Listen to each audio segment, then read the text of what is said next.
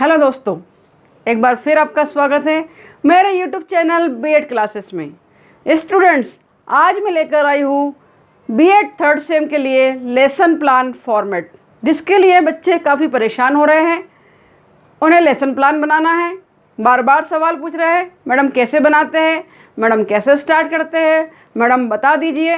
तो लीजिए, आपके सामने प्रस्तुत है बीएड थर्ड सेम का लेसन प्लान फॉर्मेट। दोस्तों, ये फॉर्मेट सभी स्टूडेंट्स के लिए कॉमन है, सभी के लिए एक जैसा होता है। केवल कुछ पॉइंट्स जो सीक्वेंस में आपको लेसन प्लान में लिखना है, चाहे आपका सब्जेक्ट हिंदी हो, चाहे आपका सब्जेक्ट इंग्लिश हो, चाहे आपका सब्जेक्ट बायोलॉजी हो, केमिस्ट्री हो, जो भी आपका सब्जेक्ट है, लेकिन लेसन प्लान फॉर्मेट यही रहेगा। तो आप देखिए, हम स्टार्ट करते हैं कि आपको सबसे पहले जैसे ही 20 लेसन प्लान जिस बुकलेट में बनाना है, जिस बुक में बनाना है, उस बुक में सबसे पहले पेज पर इस तरह आप देख रहे हैं स्क्रीन पर, इस तरह लिखना है लेसन प्लान फॉर्मेट। हिंदी में लिखेंगे पाठ योजना गाइस।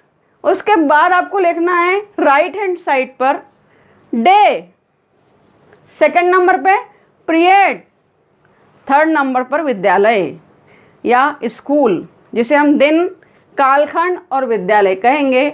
इसी क्रम में इसी को फॉलो अप करता हुआ लेफ्ट हैंड साइड पर आप लिखेंगे, उल्टे हाथ पर आप लिखेंगे दिन के सामने दिनांक आना चाहिए, डेट आना चाहिए। ये एक प्रोसेस है, यही एक सीक्वेंस होता है जिसे फॉर्मेट में राइट माना जाता है। दिन के सामने दिनांक लिखना है, डेट लिखना है, कालखंड पीरियड के सामने कक्षा लिखना है, क्लास लिखना है दोस्तों, और विद्यालय के सामने विषय लिखना है। तो जब भी आप लेसन फॉर्मेट बनाएंगे तो ये सीक्वेंस आपका होगा। 3 कॉलम इस तरह रहेंगे और 3 पॉइंट इधर रहेंगे। ठीक है स्टूडेंट्स, आगे बढ़ते हैं। स्टूडेंट्स, पाठ योजना में आपने देखा राइट हैंड साइड पर और लेफ्ट हैंड साइड पर आपको किस तरह कॉलम फिलअप करना है। नहीं समझ में आ रहा है तो फॉर्मेट को देख सकते हैं, बहुत क्लियरली लिखा हुआ है। आगे बढ़ते हैं। जब भी किसी भी विषय का लेसन प्लान बनाएंगे तो इसी तरह बनाना है। फिर आ जाएगा इसके बाद तुरंत विषय के बाद आता है प्रकरण, जिसे हम टॉपिक कहते हैं।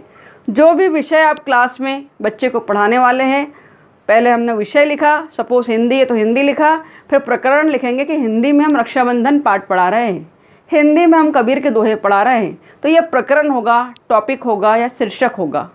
इसके बाद ठीक नेक्स्ट हमारा आता है सामान्य उद्देश्य, स्पेसिफिक ऑब्जेक्टिव्स का कॉलम होगा।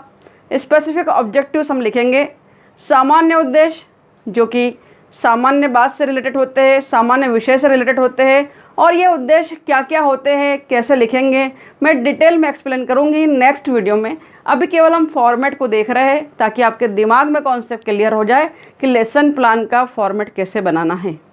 आगे विशिष्ट उद्देश्यों की बात कर रहे हैं, स्पेसिफिक ऑब्जेक्टिव्स, जो कि विषय से संबंधित होते हैं। जो विषय है उससे संबंधित विशिष्ट उद्देश्य होंगे। मैथ्स पढ़ा रहे तो मैथ्स से संबंधित विशिष्ट उद्देश्य क्या होंगे आपके, वो हम देखेंगे, या हिंदी पढ़ा रहे तो उसके उद्देश्य क्या होंगे। मैं भली बात ही आपको बताऊंगी कि सामान्य उद्देश्य और विशिष्ट उद्देश्य में क्या अंतर होता है। व्यवहारगत परिवर्तन, बिहेवियरल चेंज, अगला पॉइंट फॉर्मेट में होगा हमारा लेसन प्लान में कि बच्चे में क्या परिवर्तन आ रहा है।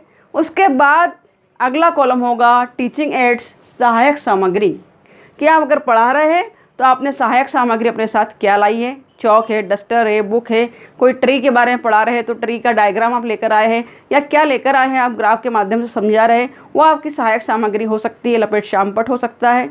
इस तरह और भी बातें जो मैं डिटेल में आपको बताऊँगी। इसके बाद अगला कॉलम होता है प्रीवियस नॉलेज, पूर्व ज्ञान का, कि प्रीवियस नॉलेज पर आधारित आपसे क्वेश्चन पूछे जाते हैं स्टूडेंट से क्लास में। इस पॉइंट के बाद तुरंत बाद बनता है हमारा एक प्रस्तावना कॉलम। लेसन प्लान फॉर्मेट में आप देख रहे हैं अगला पॉइंट, पूर्व ज्ञान के बाद गाइस आपको लिखना है प्रस्तावना, इंट्रोडक्शन। आप प्रस्तावना पर आ जा रहे हैं, पाठ पढ़ाना चाह रहे हैं, उसके पहले कुछ प्रस्तावना बांध रहे हैं, कुछ क्वेश्चन कर रहे हैं, तो उसमें फिर पुनः कॉलम बनेगा। तो पहला कॉलम होगा सीरियल क्रमांक, दूसरा कॉलम होगा प्रश्न का, क्वेश्चंस का, और उसके सामने ही एक कॉलम होगा संभावित उत्तर, प्रोबेबल आंसर, कि बच्चा क्या उत्तर देता है। इस प्रकार आपको टोटल 3, 4 या 5 सवाल पूछना है। लगभग 5 सवाल आपके होने चाहिए, 4 भी चल सकते हैं।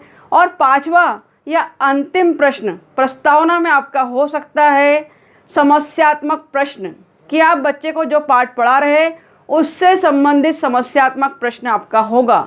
अब ये प्रश्न कैसे करना है, समस्यात्मक प्रश्न आप कैसे पूछेंगे, कोई भी विषय हो, तो मैं आपको नेक्स्ट वीडियो में ज़रूर बताऊंगी। अभी आप फॉर्मेट को ध्यान में रखिए ताकि उस बुक में आप फॉर्मेट को गलत ना बनाएं और आपके 20 लेसन प्लान उसमें बराबर बन पाए। तो अगला कॉलम हम देखते हैं क्या होगा। अगला कॉलम हमारा बनेगा उद्देश्य कथन का, जिसे हम कहेंगे इंट्रोडक्टरी स्टेटमेंट। उद्देश्य कथन इंट्रोडक्टरी स्टेटमेंट में टीचर कहता है, उसने प्रश्न कर लिए बच्चों से, उस पाठ पर उसको ले आया कि क्या पढ़ाना है, क्या लेसन पढ़ाना है। तो आज हम बच्चों, छात्रों, रक्षाबंधन पाठ के बारे में अध्ययन करेंगे। उदाहरण के लिए एक मैंने बात करी कि अगर रक्षाबंधन आप पाठ पढ़ा रहे हैं तो इस तरह आपका स्टेटमेंट होगा, उद्देश्य कथन होगा, इंट्रोडक्टरी स्टेटमेंट होगा कि आज हम फलाना फलाना विषय को पढ़ने वाले हैं, आज हम कबीर के दोहे पढ़ने वाले हैं, आज हम रहीम के दोहे पढ़ने वाले हैं, क्योंकि आप प्रस्तावना क्वेश्चन के माध्यम से पाठ तक आ गए हैं। Today we will study about, जो भी आपको बोलना है वो आगे आप बोल सकते हैं जो पढ़ा रहे हैं। अगला कॉलम होगा स्टूडेंट्स प्रस्तुतिकरण का, प्रेजेंटेशन का, कि आपने उद्देश्य कथन बोला है और तुरंत लेसन प्लान स्टार्ट कर दिया पढ़ाना। अब आप छात्रों को कक्षा में पढ़ाना स्टार्ट कर रहे हैं, तो बहुत महत्वपूर्ण है। अगले पेज पर यह आना चाहिए आपका शिक्षण बिंदु। पहला पॉइंट होगा शिक्षण बिंदु, टीचिंग पॉइंट्स। दूसरा कॉलम होगा शिक्षक क्रिया, टीचर्स एक्टिविटी। और तीसरा कॉलम होगा छात्र क्रियाएं, स्टूडेंट एक्टिविटी। और चौथा कॉलम होगा स्टूडेंट शामपट कार्य, कि आप ब्लैक बोर्ड पर जो भी वर्क कर रहे हैं उसे वहाँ लिखेंगे।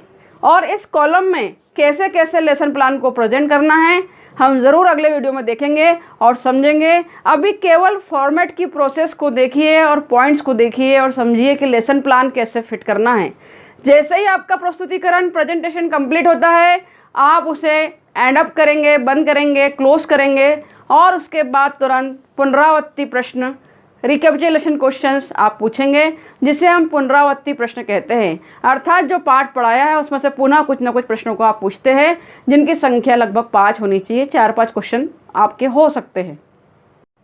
गाइस, पुनरावृत्ति प्रश्नों के बाद लेसन प्लान फॉर्मेट का आपका अगला टॉपिक होगा अभ्यास, एक्सरसाइज, जिसमें आप पूरा लेसन प्लान पढ़ाने के बाद बच्चों को एक्सरसाइज देंगे, प्रैक्टिस क्वेश्चन देंगे, कुछ प्रश्न उन्हें देंगे करने के लिए, जो कि कक्षा कार्य हो सकता है, क्लास वर्क में जैसे फिलअप दे दिया, ऑब्जेक्टिव्स दे दिए, मैच द कॉलम दे दिया, सही जोड़े बनाने को दे दिए। इस तरह कुछ भी कक्षा कार्य उस पाठ से संबंधित आपको देना है अभ्यास में, एक्सरसाइज में। उसी से रिलेटेड फिर गृह कार्य दिया जाता है, जो कि पूरे पाठ को कवर करता है, जो समराइज करता है, सारांश के रूप में आप कोई भी प्रश्न पूछ सकते हैं, तो वो गृह कार्य में होगा। इस तरह आपका लेसन प्लान का फॉर्मेट और प्रोसेस पूर्ण होती है। ये सारे कॉलम कंपलसरी है जो कि एक लेसन प्लान फॉर्मेट में बनाए जाते हैं। इसके बाद अंत में आपको हस्ताक्षर छात्राध्यापक कॉलम बनाना है। नीचे आप देख रहे हैं फॉर्मेट में हस्ताक्षर छात्राध्यापक, student teacher, signature of teacher, छात्र अध्यापक के हस्ताक्षर, क्योंकि आप छात्र हैं और अध्यापक भी है स्वयं, क्योंकि पढ़ा रहे हैं, इसलिए आपको छात्र अध्यापक भी कहा जाता है। तो स्वयं स्टूडेंट के साइन होंगे। उसके बाद हस्ताक्षर सिग्नेचर विषय अध्यापक, सब्जेक्ट टीचर के हस्ताक्षर, ये बीच में सेंटर में लिखेंगे आप। और हस्ताक्षर पर्यवेक्षक के, अर्थात सिग्नेचर ऑफ सुपरवाइज़र, तो जो आपको सुपरविज़न कर रहा है, जो पर्यवेक्षण आपका कर रहा है, आपको चेक कर रहा है आपकी टीचिंग को, उसके हस्ताक्षर होंगे। तो इस तरह आज हमने देखा कि लेसन प्लान फॉर्मेट किसी भी सब्जेक्ट का किन बिंदुओं के अंतर्गत बनाया जाता है। स्टूडेंट्स, 3rd सेम के विद्यार्थियों ने लेसन प्लान फॉर्मेट के मुख्य बिंदुओं को देखा है कि कैसे दर्शाना है और कैसे बनाना है। अगले वीडियो में, नेक्स्ट वीडियो में हर एक पॉइंट को डिटेल में समझाऊंगी और एक लेसन प्लान कैसे बनाया जाता है और उसमें पुनरावृत्ति प्रश्न क्या हो सकते हैं, प्रस्तावना प्रश्न क्या हो सकते हैं, संभावित उत्तर क्या हो सकते हैं, समस्यात्मक प्रश्न कैसे होगा, मुख्य बिंदुओं को एक्सप्लेन करूंगी डिटेल में। तो देखते रहिए, जुड़े रहिए हमारे साथ। Thank you very much for watching my video.